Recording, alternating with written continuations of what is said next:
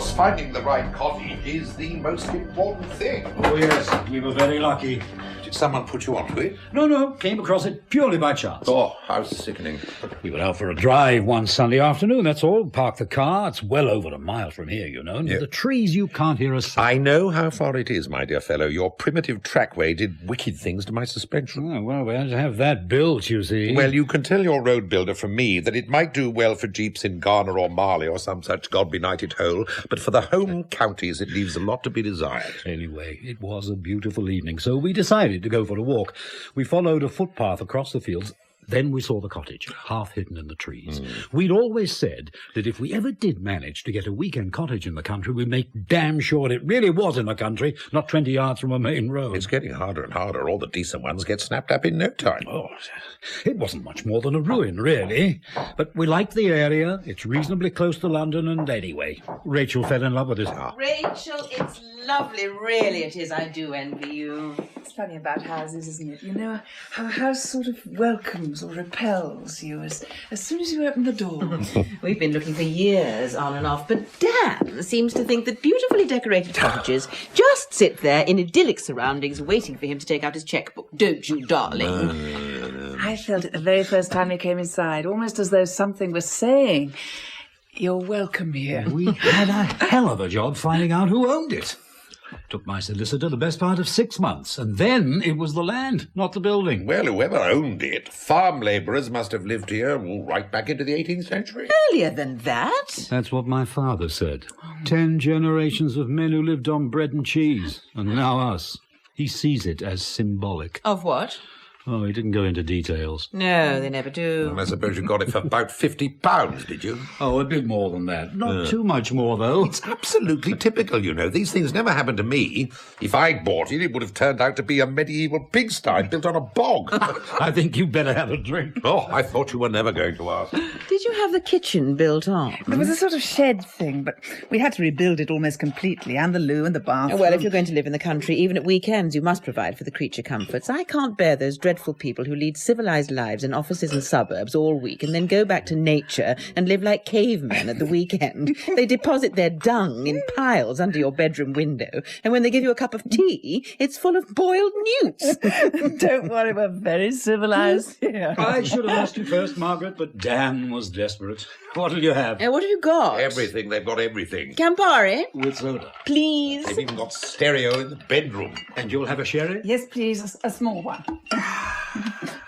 I hate to think how much it must have cost you. So do I. There was so much that had to be done, you see, that there didn't seem much point in half measures. A mortgage to a quite lunatic extent.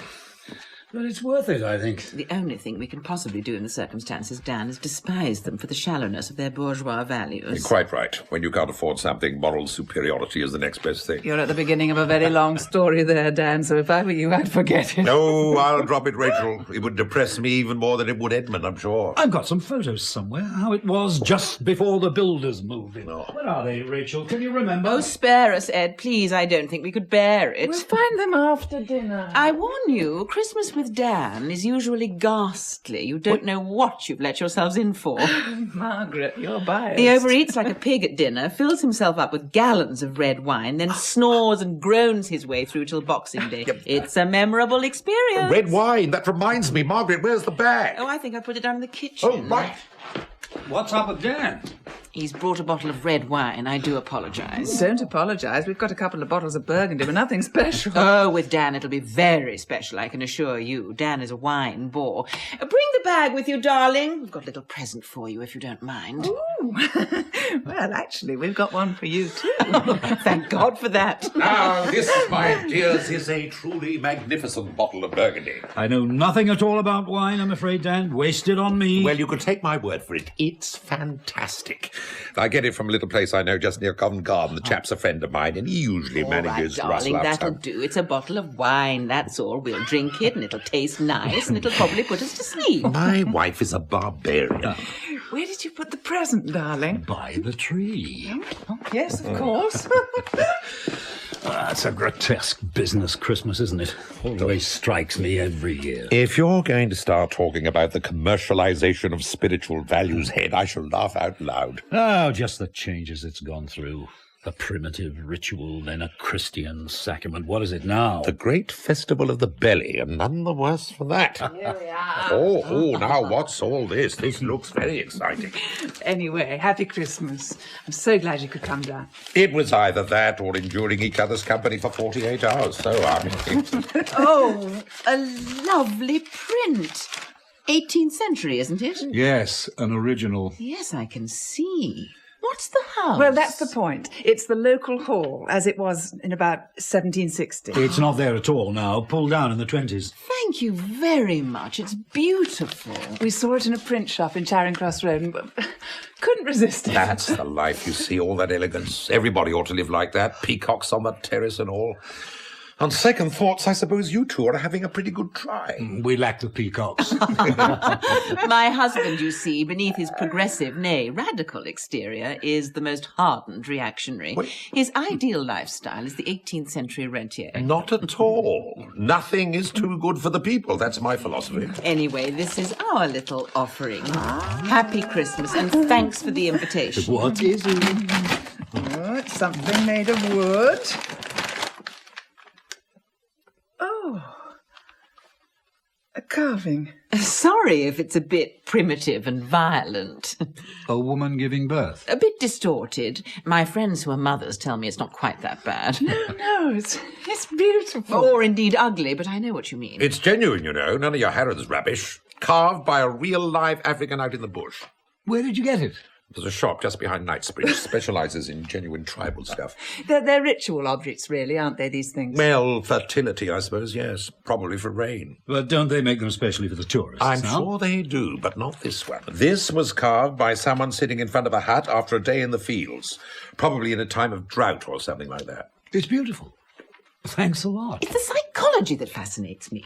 You want something to happen to the weather, so you make an object which symbolises your wishes. You use your imagination to create a fact. All artists do that. When you imagine a thing, it becomes true. Well, not only artists either. Well, if you'll excuse me now, it's time I was seeing to the dinner, if we're ever to eat. Oh, good, I'm I'll starving. give you a hand. What she really means is they'll have a good old gossip behind our backs. Got any dirt on you, has she? Well, not as far as I know, no more than usual. Nor me, as far as I know. Is it worth it then, Dan, all this? Of course it's worth it. Financially, you can't lose.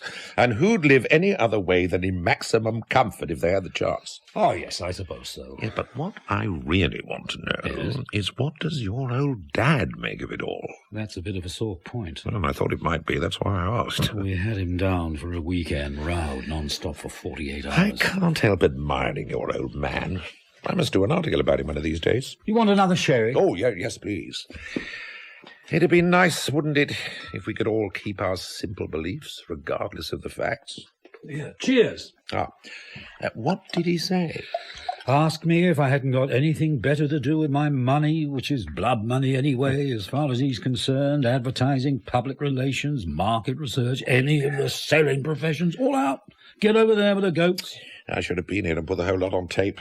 The working class and its wealthy sons. Worth a page or two in the Statesman any day of the week. He fixed me with his branch meeting look and said, Eddie, my son, it's no way for a socialist to live. Did he indeed? So I told him, in that case, I'm not a socialist. What did he say to that? Nothing much. I think he was shattered. So was I.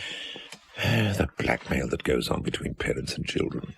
And the other way round. After all, if one is forced to live in a bourgeois society against one's will, as it were, I don't see why one shouldn't enjoy its legitimate rewards. I think we should be concentrating on how to be socialists and rich. No, Dan, you can't escape the old man's logic. You can't think one way and live another. I've chosen to live like this, so I suppose the rest follows. Bad news for the Labour Party millionaires. They live with their consciences, I live with mine. Politics are forbidden at Christmas. Yep. Don't let him tempt you, Edmund. He's only collecting material for an article. I've already told him that. Just time to finish the drinks. Well, we're both green with envy. No, shush, darling. Edmund's having an attack of guilt. They had a traumatic weekend with his farm. Oh, it wasn't that bad. They enjoy The it. poor old boy probably likes nothing better than to come to his son's place for a good old row now and again. That's right. I can no longer contain my curiosity, Ed, about this beautiful machine in the corner. What is it? Another affluent indulgence? Oh, that's my Christmas present from Edmund. Except that it arrived a bit too early. Not new today, then? No, I've already been playing it for hours and hours. What is it exactly? Really? Is there no end to my husband's ignorance? It's a harpsichord, darling. An early 18th century piano. Oh, yes, I know. Sounds like a drawer full of old spoons. The way some people play it, it does, yes. It's an indulgence, really, but I love the sound. Piano seems out of place here. It is a beautiful instrument. Play us something. What, now? In the middle of getting the dinner? Why not? Something gentle and civilized to usher in the feast. You are pompous. How do I enjoy it? Play, madam, play. Ignore the interruption. Well, let me see.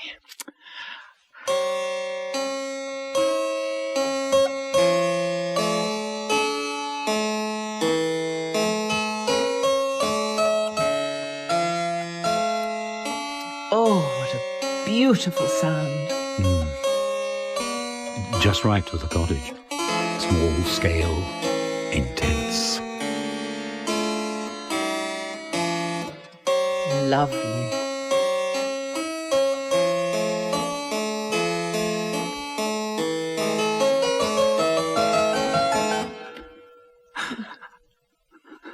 What is it?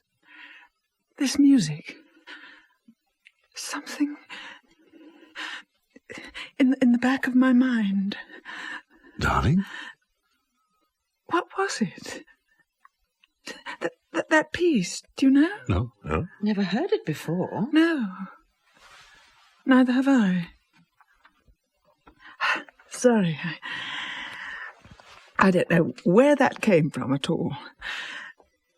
I can't think what it is or why I played it. Funny. Something lodged in your memory from years ago. I suppose so. Oh, sorry to make such a fuss. For a moment I was quite frightened. Don't know why. Frightened? Déjà vu. What? Déjà vu.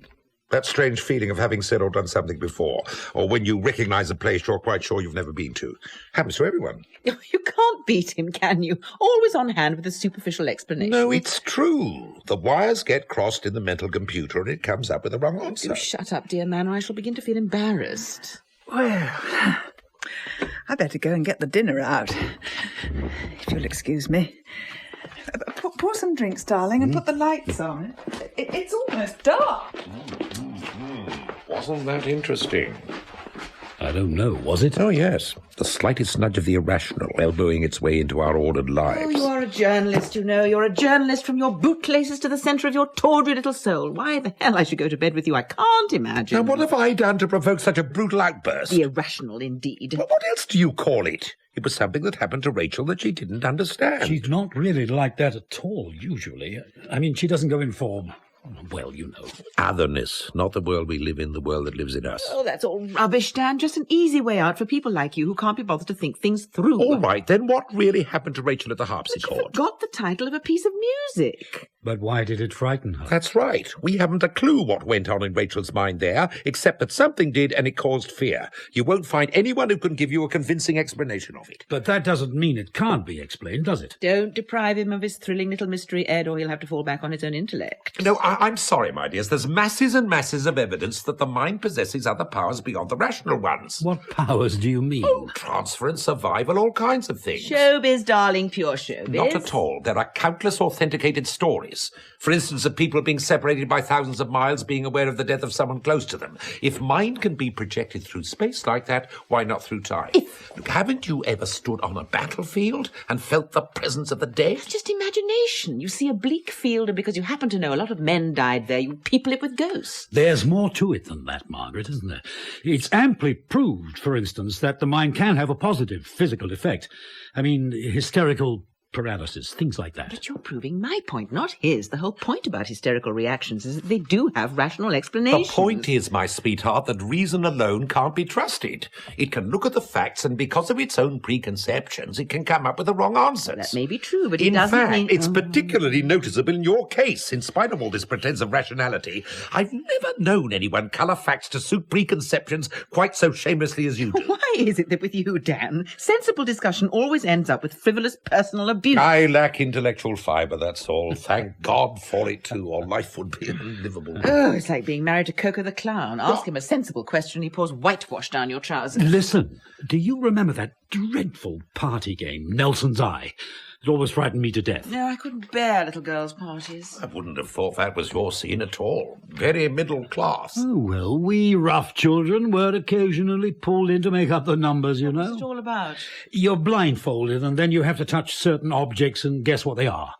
At the end, they plunge your finger into a raw egg and tell you you're poking it into Nelson's blind eye. Still makes me shiver when I think of it. It's a perfect example of what I was saying. And while we're on the subject, I've just thought of an even better one. Sit still, darling, and close your eyes. What? Oh, what are you up to now? Are they closed?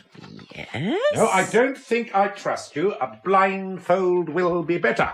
Oh, what? Oh, Dan, what's going on? One of the uses of a neck scarf. Now, stay there for a moment. What's he doing? I don't know. Oh, the trouble with Dan is he got to the age of 30 and then started going backwards. God help me when he's 15. Eyes still closed? Yes? Right. Keep them closed. And Edmund, you say nothing. Just watch. Dan, what are you doing? I have in my hand an open razor. What? An old-fashioned cutthroat razor. It's very, very sharp. Really? You'd never believe what some married people get up to. Quiet, concentrate. I'm coming very close to you, and with this open razor, I'm going to cut open your cheek. Oh, are you? I'm Charming. getting closer. The razor's wide open. It's so sharp I daren't even feel the edge. It would lay open my finger at the slightest touch. My husband's quite mad. Still, concentrate. Make the most of the last few seconds before the pain. I'm very close now. The blade is about 2 inches from your cheek. Can you feel how near it is? Dan, what is this? I told you, with this razor, I'm going to cut your cheek open. An ice cube melting, no damage done.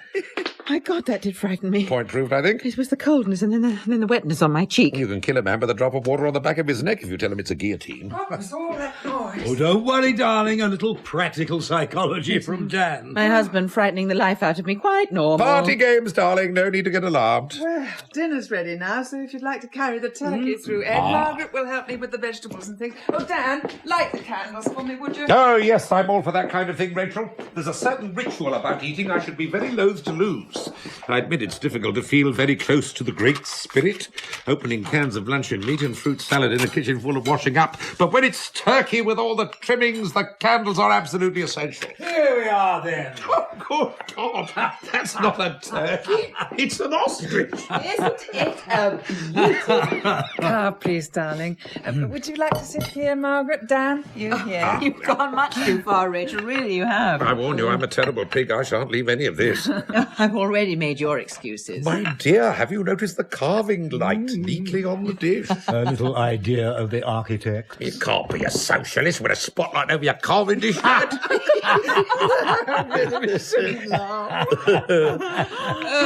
What's he doing for Christmas, the old man? What, Laura's? we did ask him here, but just, The fact is, he'll be much better off there. He'll enjoy himself much more. Good God, I've forgotten the wine. Oh, you talk too much, that's why. It won't have had time to breathe. We're going to drink it, darling, not strangle it. really, Dan, I have a palate like sandpaper. It won't make any difference to me. Does everyone eat everything? Oh, we can work on that principle, I think. Corkscrew. On the table somewhere. Well, here we are then. Sprouts, potatoes, bread sauce, cranberry jelly. Oh, suddenly I'm very hungry. How are you doing, darling? Not too badly. Oh, Lights out. Oh, no. The bulb must have gone. no, it's all of them. The kitchen as well. How about that for timing? Oh, must be a few. Sorry, everyone. Don't fret, dear man. No harm done. It's rather nice by candlelight. Won't be a minute. My dear fellow, we'll all wait for you, and I shall save you the first glass of wine. I'm sorry about this. Don't apologise, Rachel, please. Just as we were about to eat. The whole thing is so beautifully prepared. A few seconds' delay is only going to put a finer edge on our appetite. Would you mind carving, Dan? Oh, well, if Ed wouldn't mind her spotlights and that. Then we can begin as soon as he's changed the fuse. Oh, you're not going to inflict the master carver act on us, are you? No, I don't have any fetishes of that kind. I don't care if they tear it off in lumps. So I see. Actually, the cottage looks rather nice, candlelit, with just the fire. It looks nice any old how, Rachel, when you live in the dump we live in. Oh, Christ. Wait a minute.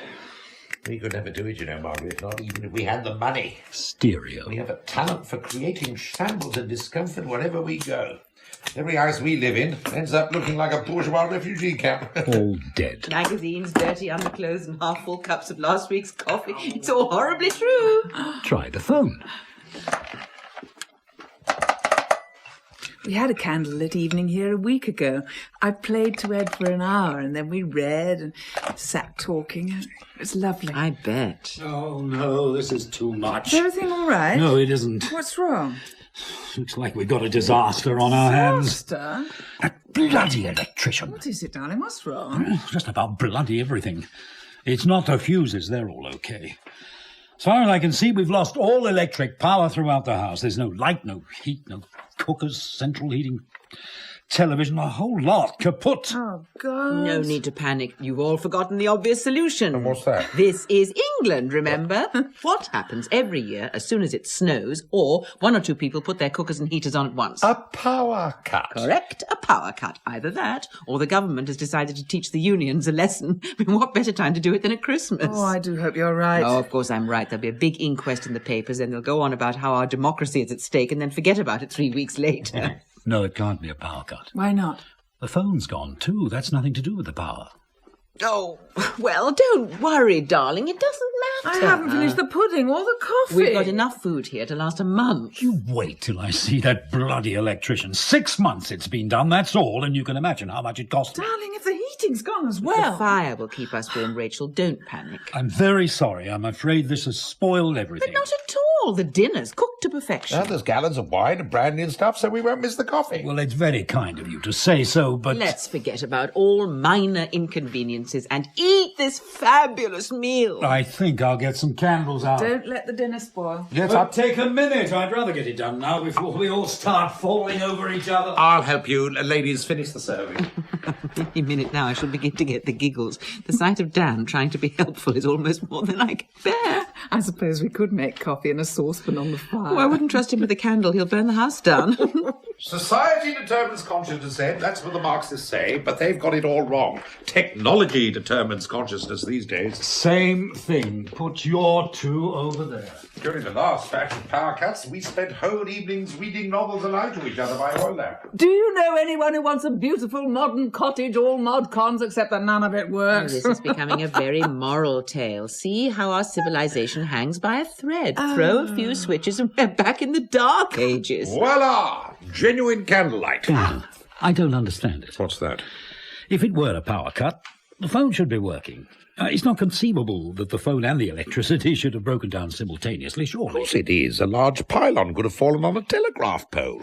You lack imagination, Edmund. That's your trouble. Now, come on, let's eat. Is everything all ready? Well, you can see enough not to fall over the furniture now, at least. It's very good for us anyway, all this. Gets us into practice. What for? The great breakdown when it comes. This is the latest hobby horse. What great breakdown. When all the machinery finally grinds to a halt and we all go back to the land like our forefathers and plough and dig and re-establish our spiritual kinship with the earth. Sounds ghastly. No, it'll be jolly good. The non-technological society. They'll still have journalists, of course. Oh, don't be taken in, Ed. He had a 10-minute radio program on Ivan Ilyich, and now there's no stopping him. Well, it hasn't happened yet. At least, I hope not. So, let's eat now, shall we? We'll start the ball rolling with this bottle of wine.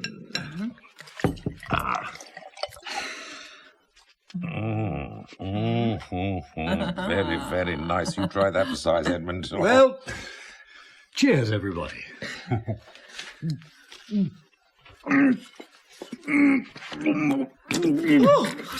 Whatever. What? Darling. Look what you've done to the table. Must have gone down the wrong hole. No, What's the matter? it's not wine. What do you mean it's not wine? Of course it is. It's blood. What? It's blood. It is, it's blood. Don't be silly. It is, it's blood. Taste it. I'll get a cloth. Well, we'll see.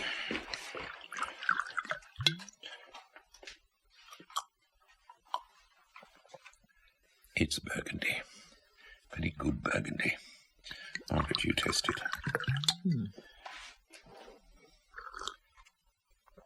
Burgundy.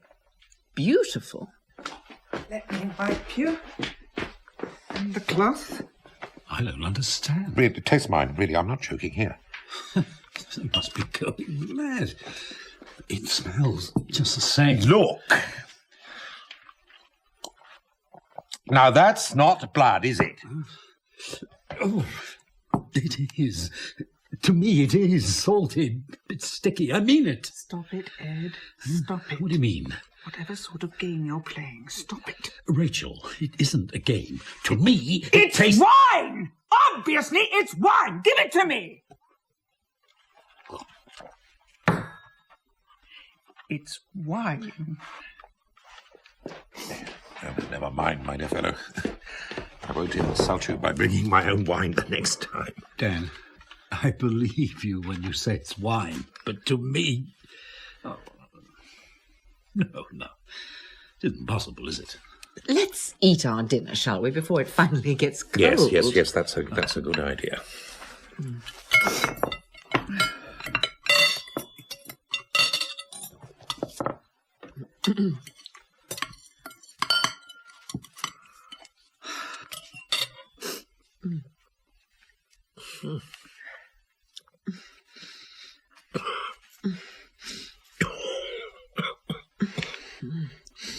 Oh, God.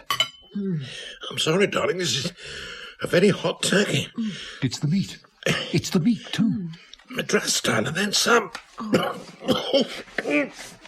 Oh, God.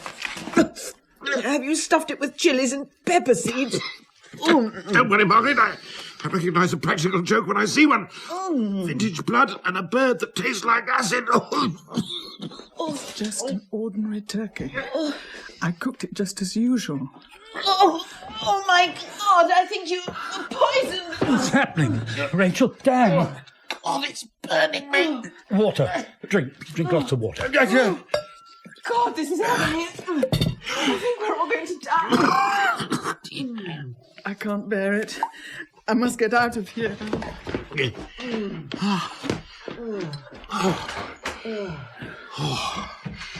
It's going off.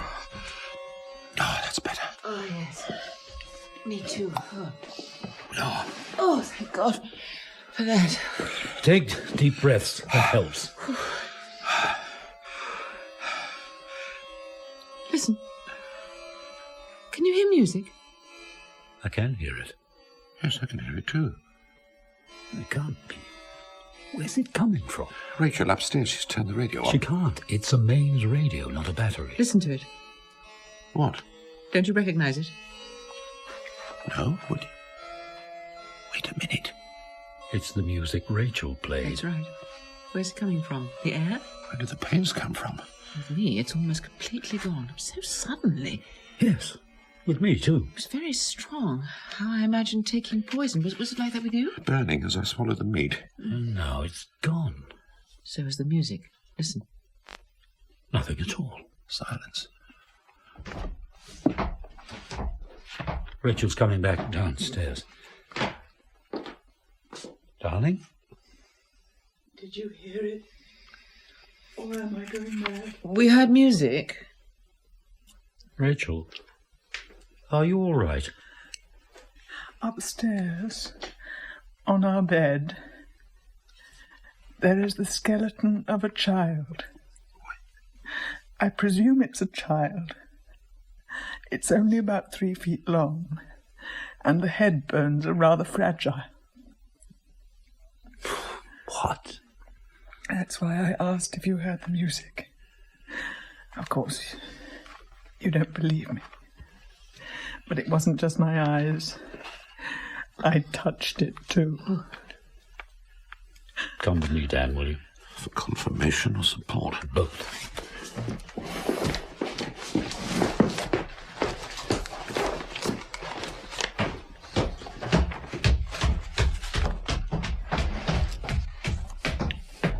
You heard the music. music, then? Yes.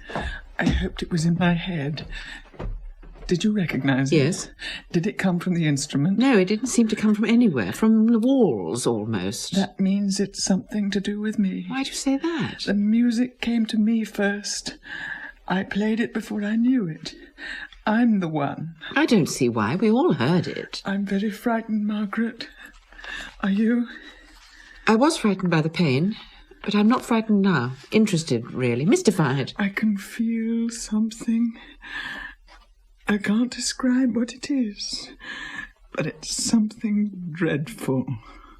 Well, I've always been a skeptic. I don't see any good reason to change yet. You will. See, when you think about it, it's a bit like a sideshow at a fair. All those cheap tricks and stunts catch your imagination easily enough, but if you go round the back and see the wires and pulleys that make them work... This isn't like that, believe me. It's a black hole beginning to open inside me. I can't control it. Well, I don't feel at all like that, and it's no use pretending that I do. Whatever it is, I'll be convinced when I understand it, not before. Rachel? Yes? Rachel, there's nothing in the bedroom. Nothing? Nothing at all. Everything's just as usual. There's been nothing on the bedspread. It's quite smooth. We even put our hands on it to be sure. My eyes saw it, and my hands touched it. It still had some milk teeth, with the new ones growing underneath. What's going on, Dad? Margaret? Something very strange. I feel quite all right now, though. Yes, so do I. Not hungry anymore. No. No trace of the pain? No, none. It went. So suddenly. Yes, that happened to all of us. But none of us tasted blood except Edmund. No. And now this upstairs. I didn't imagine it. I looked for quite a long time, and then I touched it to make sure. It was a child's skeleton, about 3 feet long, with bits of clothing lying on the bedspread. I really did see it. No one has suggested you didn't. Equally, though, we didn't see it. But we've all felt or seen something, haven't we? Edmund, the blood, the rest of us, the food, the pain that just disappeared, and the music, and now Rachel, this. And all of us, the house. What do you mean? We've all experienced the failure of all the machinery in the house. But that's perfectly straightforward, simple mechanics. Is it? What are you implying? That the whole thing, the power failure included, is some kind of mass hallucination? Can you suggest anything better? The clocks are still dead and so are the lights. If it's mass hysteria, something our four minds are creating between us, we're still under its spell. Nothing's been right since the lights went out. Before that, the music. There must be some kind of rational I explanation. don't need any explanation. I just want it to stop. If it's a form of mass hysteria... How can it be? Look, we're four sane and mature people. We know what we're saying and doing. Do we, though? We think all the lights have failed, but maybe they're on all the time. Maybe they're blazing across the fields for miles. If you tasted blood and Rachel saw a dead child on the bed, that's just as possible. So that we've lost all distinction between what's really happening and what's imagination. Well, how else can you explain what's happened in the last 15 minutes? And these delusions have come from somewhere. I mean, if not from our own minds, then where? Listen, if what you say is true, then what we need to do to reassert reality is to get out of here. And if necessary, separate. Break whatever mental chain is binding the four of us together. So I suggest we get into our cars and drive away to some nice crowded hotel where there's dancing and an MC and they're all playing silly and innocent Christmas games. So that we dissipate whatever it is that's been deranging our perceptions here. I think that's a good idea. Yeah. What? The car was opposite this window, wasn't it? Quite close. Yes, why? I can't see it. I can't see any dark shapes where the hedges and trees are either, or even the grass under the window, but I can't see anything at all. Let me see. It's never absolutely dark, is it? There's no such thing as absolute darkness. There's light coming from this room, from the candles. It ought to reflect on the bonnet and the headlights. There's nothing. It's like a black curtain. Dan, give me a hand with the front door. Right.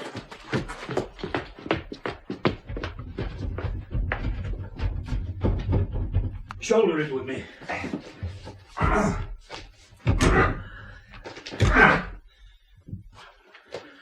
It's not going to open, is it? No, it's not. This window's the same, like the bottom of the sea. We're caught in here. I know it. Something has got us trapped. Dan, look at the upstairs window. I'll try the back door. Okay. Don't worry. And there must be some rational explanation. No, there isn't. We're caught. Black as pitch, nothing at all. And the back door's the same as the front. So that's that. We stay and sit it out, whatever it is. Well, if it's some kind of mental force that's holding us here, let's see if it'll stand up to a hammer. I shall have a brandy, I hope. These windows are made of perfectly ordinary glass, nothing special, bulletproof or reinforced. The brandy's okay. So a hammer should do the trick. No. All I can say is that we must be a very strong-minded lot. Anyone else want a drink? We can't get out.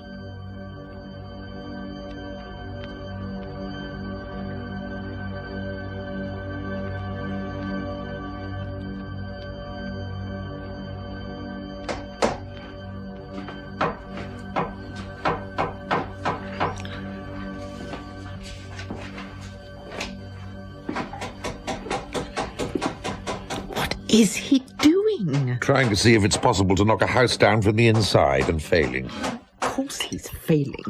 And logic should have told him that without all that noise. It is a little bit low on logic at the moment. Panic might be a better word. Well, there's no need for you to be so superior. You're as scared as he is. Oh, I'm sure we're all terrified, but we do take it rather differently, don't we? You stand there mouthing nonsense about logic, whereas I, being a fatalist, withdraw into a stoical calm. Edmund tries to smash his way out with a cold chisel and a hammer, and Rachel walks up and down. No, you talk superficially and incessantly and guzzle other people's brandy. It's a bit like the Titanic, isn't it? Ed runs screaming to the captain and pleads for a lifeboat, while I lean on the rail like an old coward, dropping witticisms into the rising waves. Is that what you call them? I wish he'd stop banging. It won't make any difference. Well, he's had a go at smashing out all the window frames, violently assaulted the chimney breast, tried to take all the doors off their hinges, and hammered himself silly at the ceiling in a vain attempt to get out onto the roof. Any minute now, exhaustion should set in. And what will it take to shut you up? Oh, don't get scratchy, darling. Keep your cool. Spare us then for 5 minutes, please. You don't mind me chattering on, do you, Rachel? Yes, there is something. Now the banging's stopped. What? Something. A noise. I can't quite hear it yet. Can you hear a noise? No. What sort of noise? I can hear Edmund coming downstairs. No, something else. Not that. It's no good. Nothing will budge. Well, if you can't break a window with a hammer, Ed, you certainly won't knock your way through a brick wall. How do you know? How do you know what I can do till I try it? It's a reasonable inference. To hell with reasonable inferences. If there's a way out of here, I'll find it. There isn't. There's just one other possibility. What's that? The fireplace. The old chimney's blocked, at least the full width of it is. But if I take the hood off, there's still probably enough room to get up the flue and out onto the roof.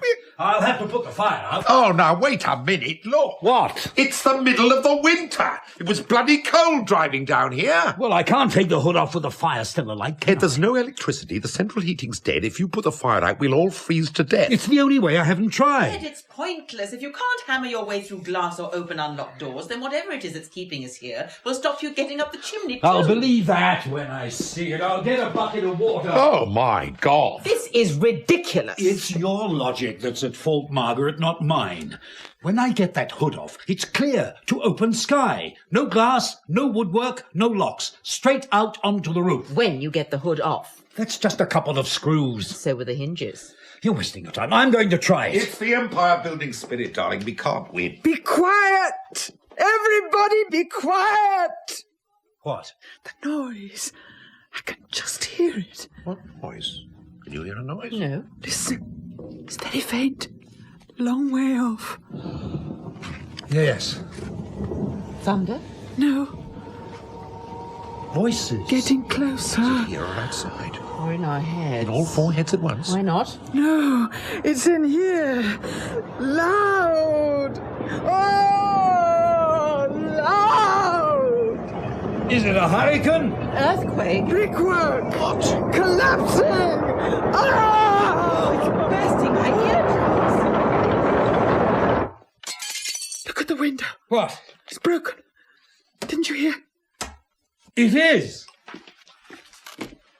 It's broken. But the glass is on the floor, so it must have been broken from the outside. Stone? Or a bullet. Oh, good God, that's all we need. Somebody taking pot shots at us. It can't be a bullet or a stone. It's not starred at all. Its hammer must have cracked it. Yes, and the noise shook it out. That's right. So we can get out, can't we? Look, there's no glass there now. It's still pitch black. I can't feel any cold air, can you? No. But you can see it, can't you? It's broken. The glass is there, on the floor. So the blackness, that must be the night Come air. on then, Ed. The honour is yours. There's just room to get your hand through. I can't. What? There's something in the way. What? I don't know. Can you feel it? No, I can't feel anything, but I can't get my hand through, not an inch. QED. It isn't the night air. What? There's no moon, No? nor any stars. No, it's still pitch black. Where are we then when there's no moon and the stars have gone out? We're here, in our cottage, where we've always been. Yes, we're in the cottage, but that isn't the night air. Well, then, what now, Ed? You're the commander of this little expedition. I don't know. How about putting the fire out and climbing up the chimney? Oh, for God's sake, what's the point of sneering? Do you want to stay in here? Not in the least, but I know when I'm beaten. Well, I'm not. Not by a long way. I admit I do have a rather low surrender threshold and am prone to total collapse the moment the pressure is on, but as a tactic I can recommend it. It does have the virtue of leaving your opponent completely bemused by the ease of his victory. What opponent? Listen, supposing we try to work out what's likely to happen next, there may be some kind of... Supposing nothing does. What? Supposing nothing happens. Supposing that dreadful noise was the last of it and now we just sit here. After all, we've just had a very effective demonstration that we're not going to get out of here by any natural method. Something's bound to happen sooner or later. Why? Well, because... A totally unjustified assumption. Perhaps this is the end now, just the four of us, and time and silence. And the house. All right. Calm and rationally, let's work it all out. It's a waste of time. Why not just sit back and enjoy it? After all, in a sense, we're privileged. We're experiencing something that's probably unique.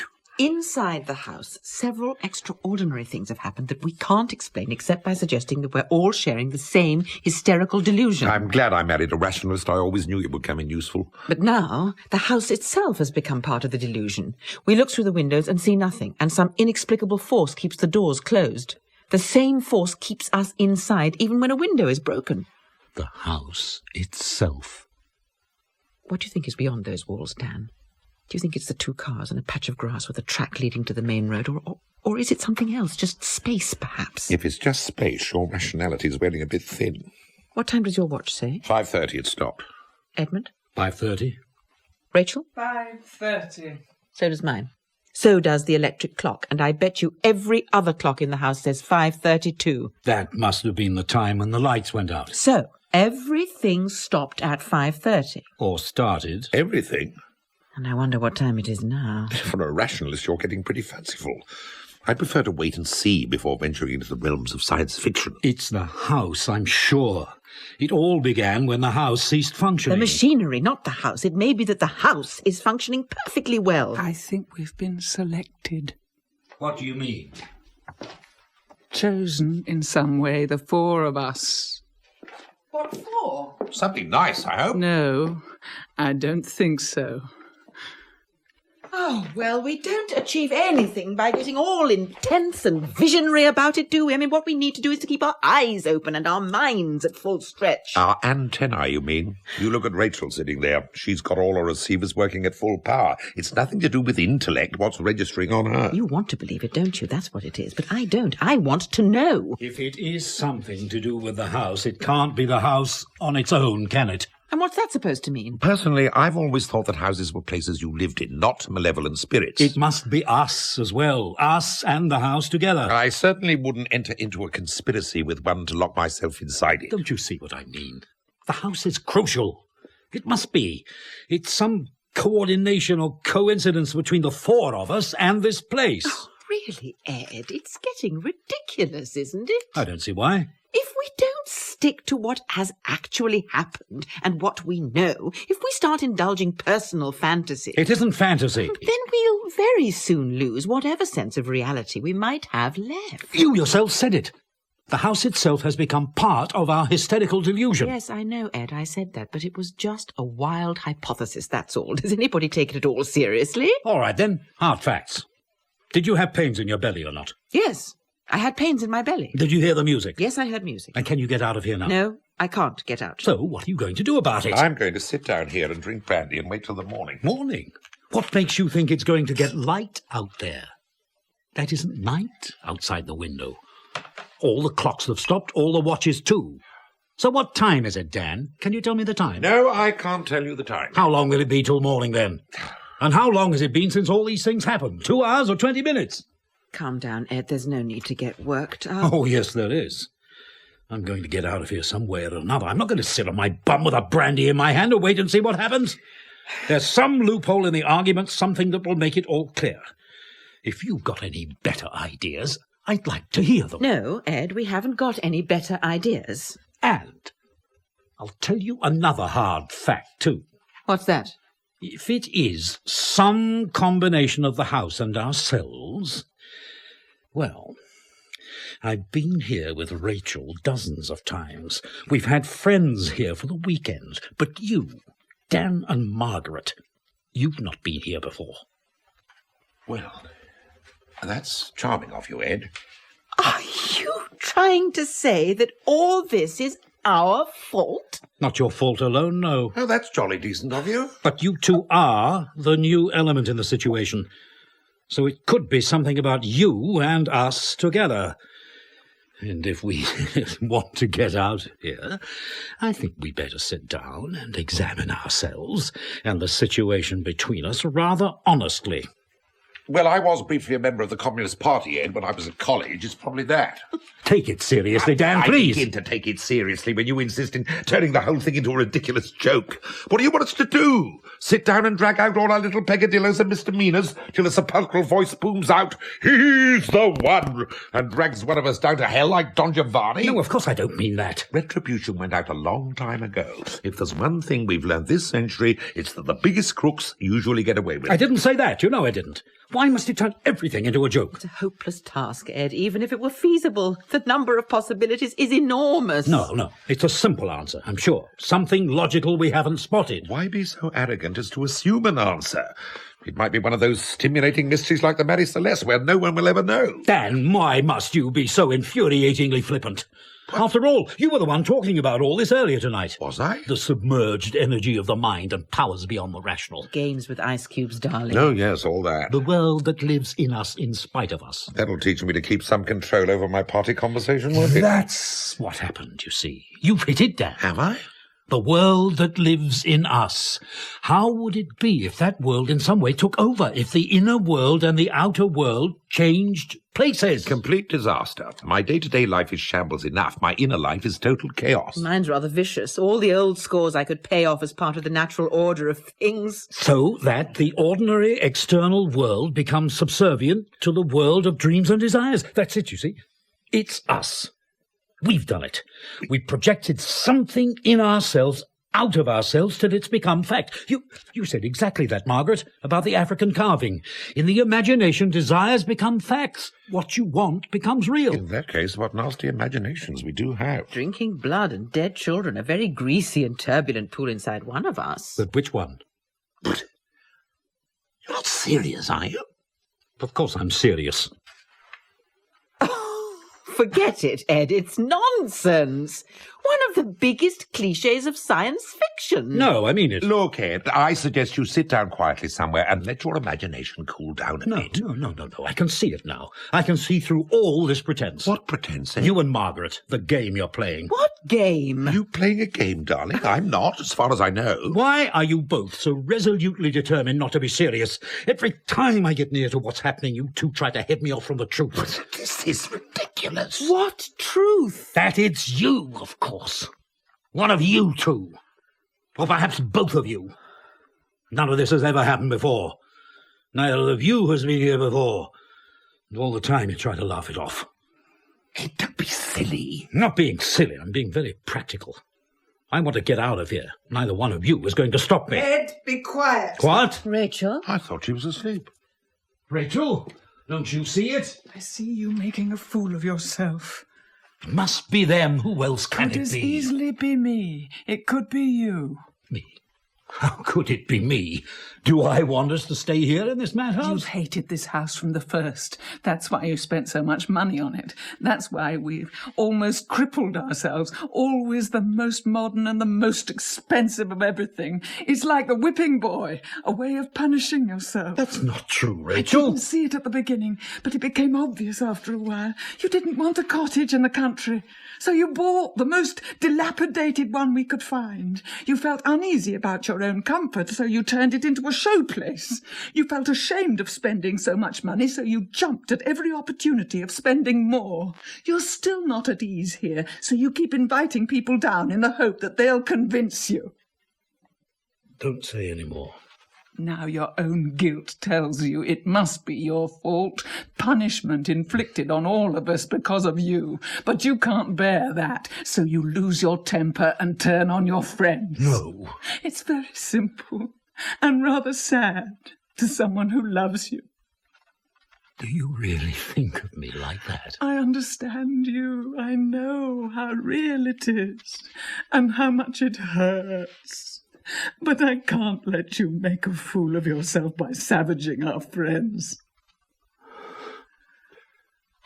What can I say? There's no need to worry. No offence taken. We can truthfully say, I think, that we are all under some strain. We should leave one another alone. We've done nothing. What? It's not what we've done, what we are. What do you mean by that? What we are. I ought to apologize. We'll take it as read. I suppose I knew I had all that inside me. I'm horrified it came out so viciously. Oh, for God's sake, don't be horrified. Self-flagellation is a very overrated pastime, particularly the mental kind. Some people are born with it, I think. Everyone thinks vicious thoughts about their friends. It's one of the things friends are for. Yeah, for instance, our jealousy as you were showing us around this place was so overwhelming it must have been almost tangible. I felt bright green. I don't. Here am I was thinking, having sold out every shred of integrity and talent years ago, and here's Ed, still fighting grim battles with his conscience. And he lives like this, while I keep down in a kind of intellectual Rowton house. I feel a bit like Faust being told that Helen of Troy's gone back to her husband and all the kingdoms of the earth have become republics. I envy you your ability to joke about it. Rachel? It's a mark of the useless intellect, Ed, the unemployed mind. It searches for the amusing angle on everything because it is nothing better to do. Rachel, are you all right? No, I don't think so. What? Look at her. What's the matter? She's very pale and soaking wet. I feel so hot. I can't breathe. All right. Darling, there, take deep breaths. I can't breathe. Oh, my God. Dan, get a glass of water. It's so hot. I think she's going to faint. Hold on, darling, there's a drink coming. Here. Don't pour it all over her. I can't help it. She's gone. She's flat out. Richard, just a minute. No, it's not good. She's right out. She's gone completely limp. Is it a faint? It looked like a faint, hot and short of breath. Rachel?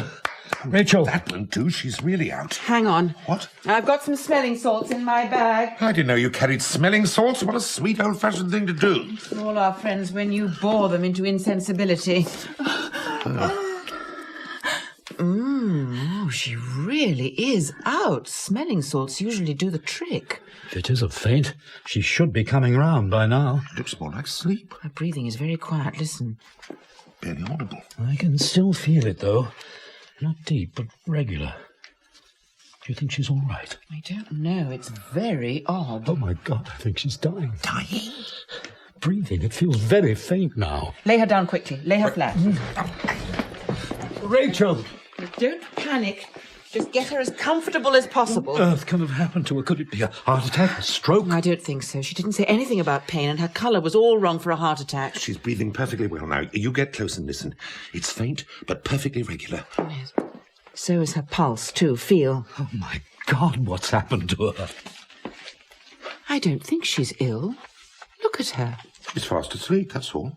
Flat out to the world. It must be a nervous reaction of some kind. She looks perfectly peaceful now. Except What? none of these things are natural, are they? Well, I don't know about that. Oh, come on, Margaret. You've been tying your mind in knots trying to think of a rational way out when it gets clearer and clearer that there isn't one. And if it's not rational, what then? Then this is a part of it, too. Perhaps it's the beginning. The beginning of what? Which of us will feel short of breath next and then go unconscious all in a few seconds? Who will be the third one? And what will the last one do with three of us sleeping and only himself or herself awake? Oh, that's absurdly melodramatic. No, it isn't. Don't you feel a kind of terror closing in? Like ice building up all round us? Ed, you have a talent for histrionics that has lain dormant all these years. It is perfectly plain what has happened. Rachel, after a period of high nervous excitement, including a row with you, has fallen into a deep and refreshing sleep, and jolly good luck to her. It ought to be perfectly possible to wake her up then, by shaking her or shouting in her ear. No, I wouldn't do that. Why not? It's always bad to startle people from sleep like that. If it is sleep. Well, I think we're all becoming victims of Ed's obsessions. When I said that, you laughed at me. I don't mean supernaturally, Ed. Nothing could be more prosaic. Fathers and sons. All those inherited burdens we carry to the graveside, then pass on to our children with a wicked little smile. I don't know what you're talking about. I think you've got your old man shut up in a cupboard somewhere, and he's putting the evil eye on us till you let him out. Is it me, then? All this? Have I done it? No, you haven't, my dear man, and that's the point. Margaret and myself, you see, being of the most crystalline and unclouded conscience, we tend to assume the best, not the worst, which is why I suggest you stop lacerating yourself and just let things happen for a bit. Regard them with appreciation or amazement, but don't necessarily assume they're directed personally at you. And now I have a quite revolutionary suggestion to make. What? Let's all go to bed. Then when we wake up, it'll be Boxing Day morning, and we can all have a huge breakfast, because by then we'll be starving. Dan, that is a very good idea. It's like marital rows or worries about your career. When they happen in the middle of the night, ignore them, because it all looks quite different in the morning. So, where shall we sleep? You can, if you like. I'll stay here with Rachel. Well, I certainly don't intend to sleep upstairs, Ed. Because of the room? What? Where Rachel saw the child. Oh, no, I'd forgotten that. No, it'll be freezing cold up there without the central heating. It's getting cold enough down here. We'll make up a marital couch by the fire, shall we, darling? It'll be like returning to my earliest youth. I had my first meaningful experiences on hearthrugs. Not with me, you didn't. You were still at school. So was I, come to that. Where are the blankets, Ed? They're in the room, too. There's a built-in blanket cupboard opposite the bed. Well, if you don't mind me pinching a candle, I'll go up and get them. Shall I come with you? No, if I want any help, I'll call you. To carry the blankets, I mean. Margaret's as tough as old boots, you know. That's why I adore her. Rachel's still asleep? Exactly the same. Strange, but very sensible in the circumstances. I wonder if she's dreaming. It'd have to be pretty exotic to cap this. You're right about me, Dan. And Rachel, of course. Right about what?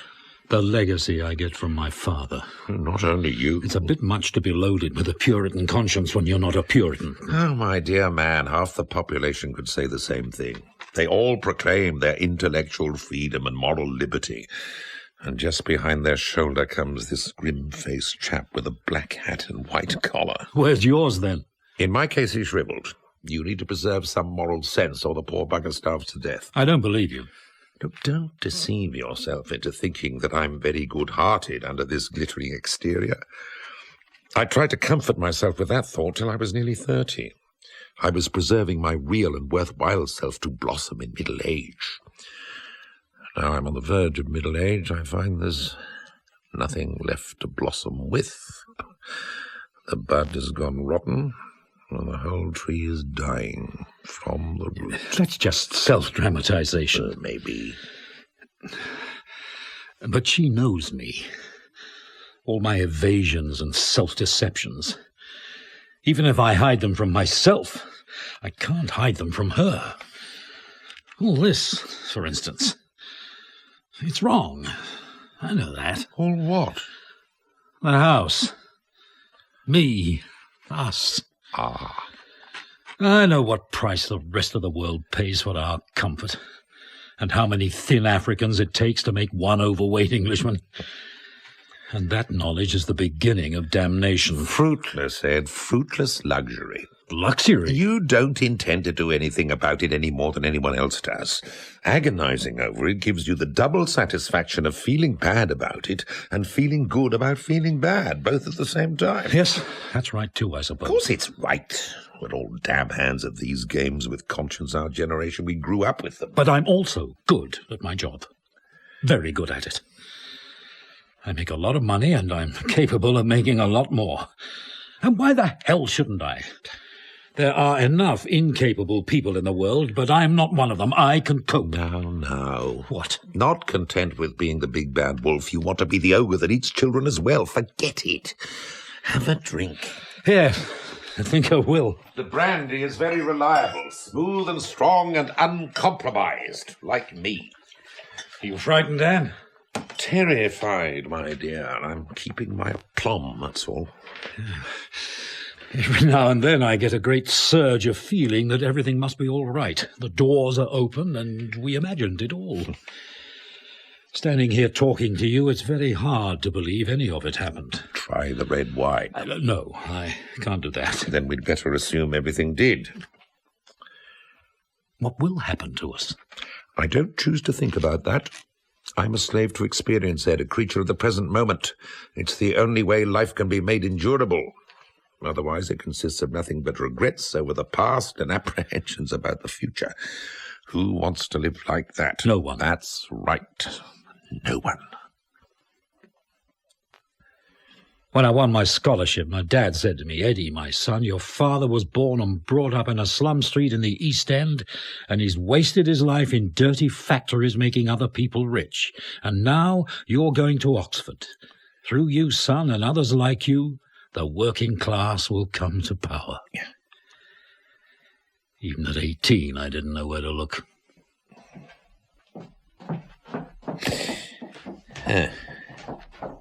Sounds like she made it. Hello, darling, all well? Yes, all well. How's Rachel? Just the same. Here, take these. My arms are breaking. Good God, your hands. What? They're freezing like ice. Yes, of course they are. It's cold up there. You're shaking like a leaf. All right, then I'm shaking. What happened? Nothing happened. I got cold. I think something did. All right. I was scared out of my wits. Are you satisfied? But nothing happened. I saw nothing. I touched nothing. Nothing happened. But you were scared. That was my own fault. My imagination running riot. That's all. And why the hell can't we be adding machines? Just get the facts and store them, and that's that. Why the hell do we have to dramatize everything? Tell me, darling. It was nothing. I was alone. In the dark. There were shadows and noises, and I was scared. Noises? What noises? Breathing. Breathing noises. And it was me, obviously. I was listening to my own breathing, and it frightened me. Tell us what happened. I just went upstairs to get the blankets. The candle didn't throw much light, but I could see. I found the cupboard and I opened it. The bed was behind me. And then? I felt I wasn't alone. There was someone else, other people in the room, and that's when I heard the breathing coming from the bed behind me. What sort of breathing? Difficult, laboured. It couldn't have been you, then. I turned round, and of course there was nothing. I stood there and said to myself, "All right, Margaret, this is fascinating. You're going to stare this one out, whatever it is." So I stood there with the blankets and the candle. But then... What? I had to leave. I had to get out of that room. Dear God, rather you than me. And it was my imagination, Dan. It was my imagination. What else could it be? I think that's a question we don't ask anymore. Look at Rachel. Good God. She's asleep or awake. She's sitting up trying to say something. It's in agony. Oh, she's dreaming. She must be dreaming. Dreaming what, for heaven's sake, to make her look like that? Hello. I must have fallen asleep. Rachel, Oh, I'm a bit dizzy. do you feel all right? Of course I feel all right. Not awake yet. You fell asleep very suddenly. Did I? I don't remember. Dream anything? No, I don't think so. How do you feel? Not ill or anything? No, what's wrong? Why do you keep asking me questions? I feel just as I felt before, except a bit colder. Have a blanket. Blankets? Oh, we thought we might go to sleep too. It doesn't seem such a good idea now, though. Nothing's changed, has it? No, nothing's changed. No. It still feels the same.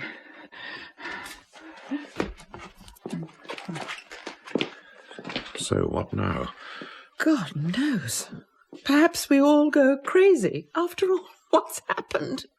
Rachel fell asleep on the sofa, and I got frightened in the dark. Is there any reason for panic? There were other things, if you remember. Yes, dear, I remember. Shall we make up this bed, then? If you like. Not in front of the fire, though. That would be a little too antisocial, even for us. Just a minute. Look. What? Look at her. Rachel, what are you doing? Doing? I'm not doing anything. Walking round the room like that, touching things. Oh, am I? I didn't notice. I still feel rather dizzy, actually. Sort of claustrophobic. Claustrophobic? Shut in. I don't know. Come sit down. Oh, yes. It's a good thing we've got the fire. Oh. Shut in. She can say that again. Oh, that's better. That's nice. When you were asleep, did you feel anything? I mean, did anything happen? What can happen when you're asleep? And you didn't dream anything? I can never remember dreams. I'm fine now. Just this dizziness from waking up. Oh. So there. She doesn't remember. Give in gracefully, darling. You can't expect to find a rational answer where none of the laws of reason apply. That's just an assumption on your part. You've always been a great one for that. When you can't understand something, make an unjustified assumption and announce it as fact. Ah, that's one of the benefits of a university education. 2 useful things I learned at college. Whatever you say is true if you say it authoritatively enough, and don't worry if you haven't read the books everyone's talking about because they haven't read them either. Dan, we're in trouble, aren't we? It really hit me upstairs in the room. I have been to better Christmas parties, certainly. I've been to worse, too, now I come to think of it. Shall I tell you one of the things I love about you? Tell me more than one. You're relentless. Most people know when to stop, but you just plough on. Is that a virtue? Tonight it is. Stop thinking about it. There's nothing you can do. I can't help it. When I die, I'd hate to be drugged into insensibility, however painful it is. I shall want to know. George Orwell said it's best to die in your boots. He didn't. No. Do you feel better now? I wonder how long we'll have to wait. Wait? What for? I don't know, but I'm sure we're waiting for something. Do you feel responsible? In general, or today? For all this? How can I when I don't know what it is? I don't. Ed sees the fate of the whole universe depending on whether or not he's saved, but I've always been convinced of my own innocence. I hope you don't go to heaven. I shall miss you. Oh, you're not one of the goats, Dan. You've never done anything positive enough for hell. Oh, there I must disagree with you. I'm sure the cabinet posts in the great Republic of the Damned are held by the Stalins and Hitlers, and that the murderers, liars, and betrayers make a very efficient civil service. But your average goat, the rank and file of the underworld, I'm pretty sure that he's made up of shallow nonentities like me. Don't say that. People say that self-knowledge is the greatest virtue, but they always assume that when you make a thorough search of yourself, you're bound to come up with something interesting. Great wickedness or sanctity or talent. It takes real self-knowledge to recognize that you're just mediocre, that you don't feel strongly enough to get out of your chair about anything. The question is it my fault? Or have I been dumped in a world where there's nothing left for an honest man to feel strongly about? There's a shallow question for you. Give me time and I'll think of a suitably shallow answer. Do you feel deeply about me? I can't answer that. It's no good, Dan. You can't just sit here doing nothing. You can't, Ed. I can, perfectly easily. Now, wouldn't it be lovely if the lights just came on without any warning? Then we could all just sit down and eat our Christmas dinner. Incidentally, is anybody at all hungry? No. We ought to be by now, whatever time it is. I was starving just before we sat down. Why not try it again? What? The turkey. We've all been sitting here waiting for something to happen.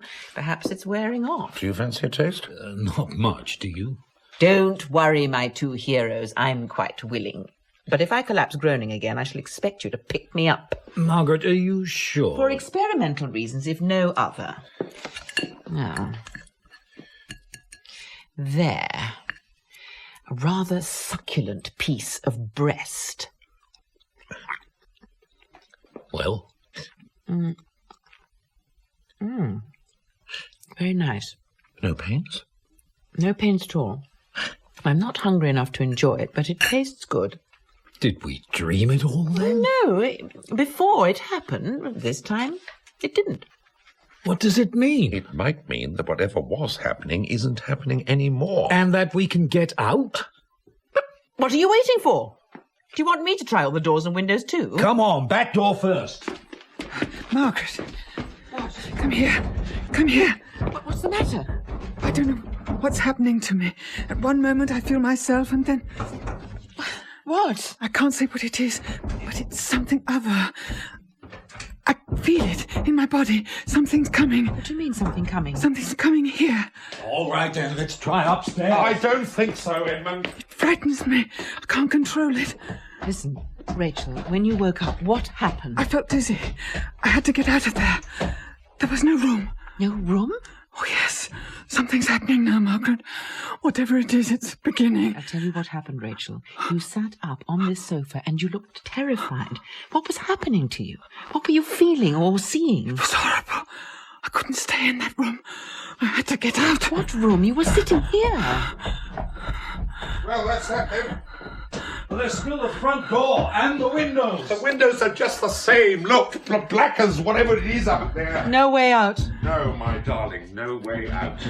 Oh, God, there must be something we can do. Something's happening to Rachel. I don't know what it is. The question is, do I care anymore? Wait a minute, I've just remembered something. What? The photos I took of the house. Don't think I'm very interested in photos just now. If it's something to do with the house, where did I put them? No, don't look. Leave them alone. 2 sets we took, as it was before we started and as it is now. Photos of the house? Darling, where the hell are they? It's coming closer. I can feel it. It's almost here. These drawers, Dan, help me. Then 2 separate folders. What is it, Rachel? What's coming nearer? I can't explain. It's in my stomach. Tell me. Try to tell me. Here they are. 2 packets of prints. What is it that's coming? Where is it coming from? Yes, it's here. Here in the house. What? Those are the before ones. You see, that's how it was. The metals and the fat all rotted and overgrown. The choice has been made, and now it's beginning to work. What choice? What has been chosen? Us, the 4 of us. We have been chosen. Oh, my God. Look at this one. And this. These should be the modernized pictures. They're not. No. Dan, I didn't take these pictures. Even the landscape looks different. The trees are in different places. It's almost as if... And this one, look. That large house in the background, about 1.5 miles from the cottage. That's the hall. Same as in the print you gave us. I thought you said... It was pulled down in 1921. God, no, I don't want to. I don't want to. What, Rachel? Look. That's the cottage. isn't Yes, but different. it? There's someone at the window. It's a woman. A dark-haired woman with a shawl. Yes, a dark-haired woman with a thin face and a shawl. How does she know? Rachel? She's doing it again. Moving around the room. Touching things. Walls. Don't say anything. Just watch. First, I must describe my situation.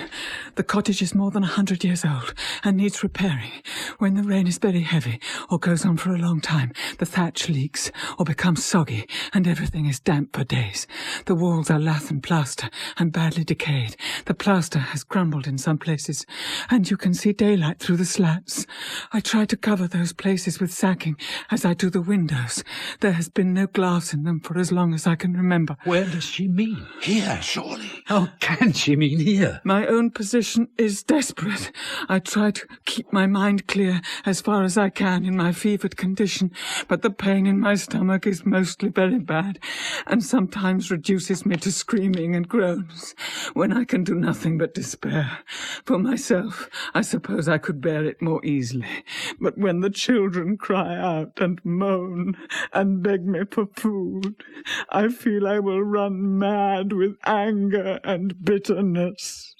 It brings murder into my heart, and if I could, and it would help them, I would willingly do it. But what can I do now? Nothing. I can do nothing at all. Dear God, she's in such pain. There's nothing we can do. Just watch. Oh, no, there's nothing more to be done now. Nothing more now.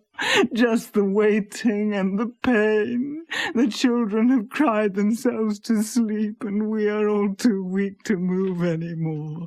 I can only sit here talking to the walls and wondering how long it will be. What children? Just listen. Go on, Rachel. We can all hear. If I could write, I would put it all down in a book so that the whole world should know what they've done to us. But no one bothers to teach the poor. So even that comfort is denied me. But I have to speak. I have to make it known, even if only to the bare wall. Who is it speaking?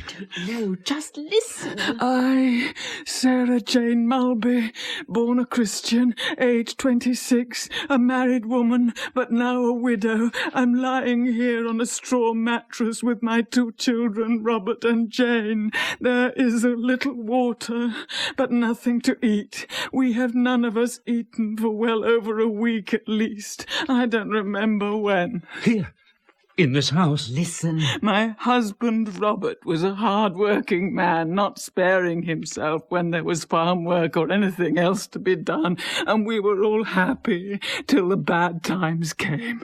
The people had to leave for the town, and many houses in the village stood empty. There was no trade and no work, till bread became too dear to buy, and then there was none at all to be had. The squire told us that there was no more work, and we must spend for ourselves, and the parson told us to pray to God. We did pray. We prayed to him day and night, but the food got less and less, and my husband was in despair. He took to going out at night, and some nights he'd bring back a rabbit or a hen or even a lamb one time, and we managed to live for several months that way. But the gamekeepers got stricter. A man in the next village was hanged, and there was no more game to be had, with half the country living on it. A man came one night, a stranger with a book in his hand, and he talked to Robert till dawn. They spoke angrily and cried out so that I heard it, and the children stirred in their sleep. Then, the next night, Robert went out with the man and some others, and he didn't come back the next morning. And I heard that there were fires in the fields. The ricks were burning, and the squire's barn had been burned down, and that my Robert had been taken by the soldiers. Rachel, darling. No, you must let her finish. I went to the assizes. I saw my Robert in the dock with the other men, looking pale and ill. I was praying for transportation, but it was death. I cried out to the judge that we were all starving, and what were we expected to do without food? But the judge spoke grandly about property and rights, and I was dragged from the court. I took the 2 children to see their father hanged. I told them to remember what was done to him, so that they should grow up to avenge his death on all the wicked men responsible. But that will never happen now. A doctor told me it takes 20 minutes for a hanging man to die. I stood there all the time, without taking my eyes off his poor face, giving him all my love to help him bear that terrible death. He moved a little at first, but gradually became still. But I waited over half an hour to be quite sure. None of us cried, not even the children. Barbarians. Barbarians. That evening I tried to see the squire, but they chased me away and said my husband was a criminal. I crept round the side of the house, hoping to go in and tell the squire of my children's hunger and ask for his mercy. When I got to the window, I could see them at the table. The squire was there, and his brother, the parson, and his sons. There was a side of beef, and several roast chickens, and cakes, and pies, and bottles of red wine. And in the corner, the squire's daughter was playing music, a sweet, melancholy tune, while my husband lay dead, and my children were crying for food.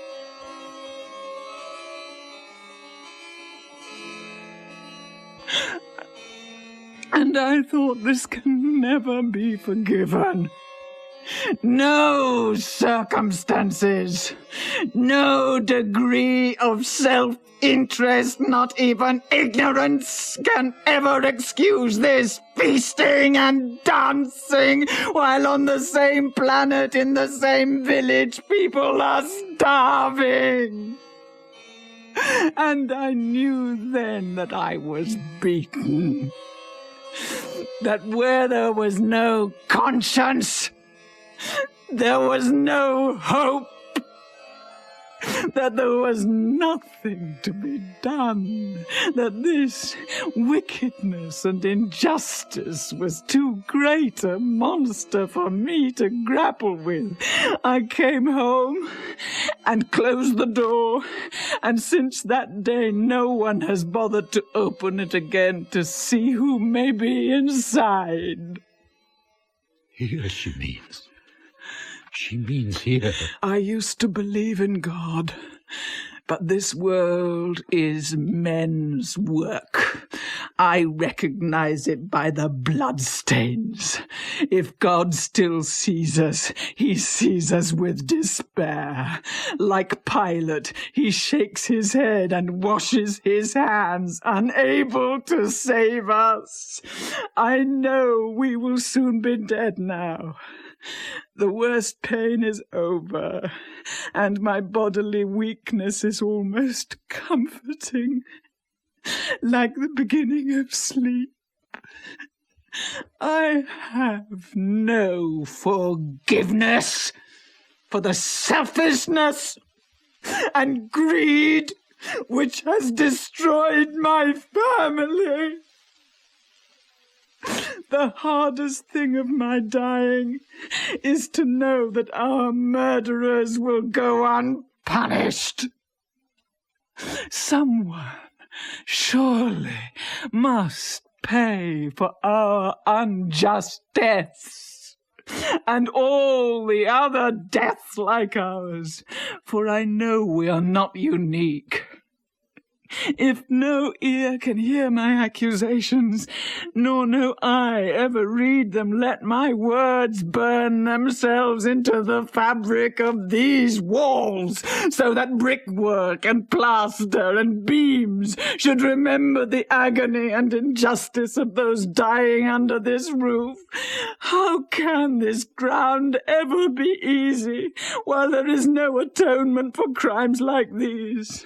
The soil is bitter with my children's blood.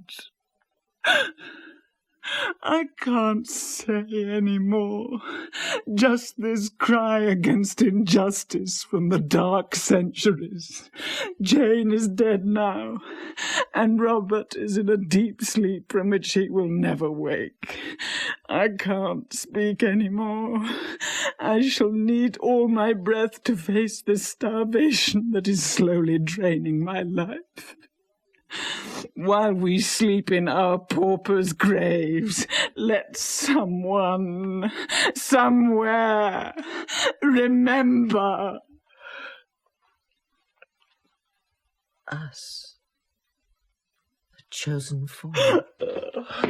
Rachel! Is she all right? She's dead. No, she isn't. She's still breathing.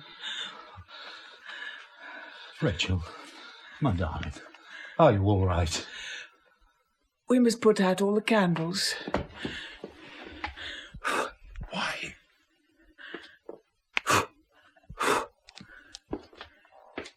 put out all the candles and go upstairs.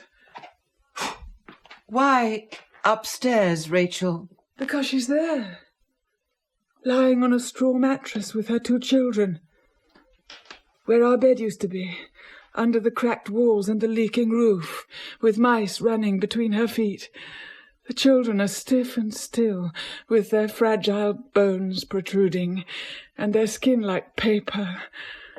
She's half sitting up against the wall. She wouldn't die on her back.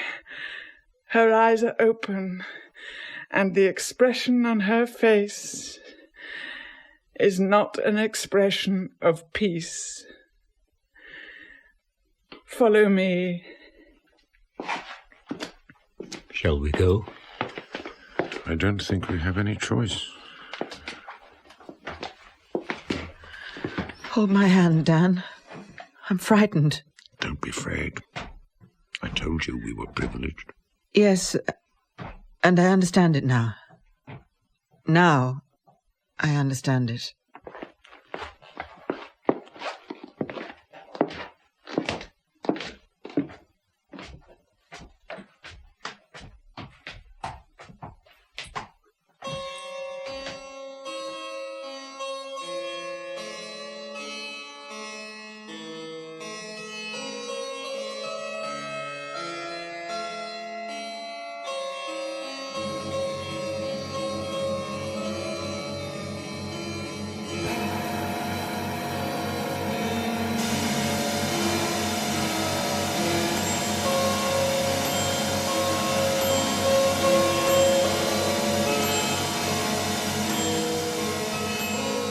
Speaking at a UNESCO conference in Paris, has called for a radical heart-searching on the part of the developed countries.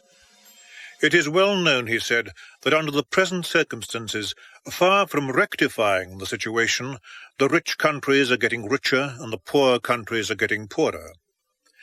How much longer are we prepared to let this situation continue, he asked the assembled delegates. Finally, news is just coming in of a bizarre Christmas tragedy. In a remote country cottage, 4 apparently healthy people in their late 30s have been found dead. An air of mystery surrounds the story at the moment, said a spokesman at Scotland Yard. But foul play is not suspected. The 4 bodies, when found, were in an extremely emaciated condition. And although the house was full of food and drink, and a sumptuous Christmas dinner was laid on the table, almost untouched, all 4 people appeared to have died of starvation.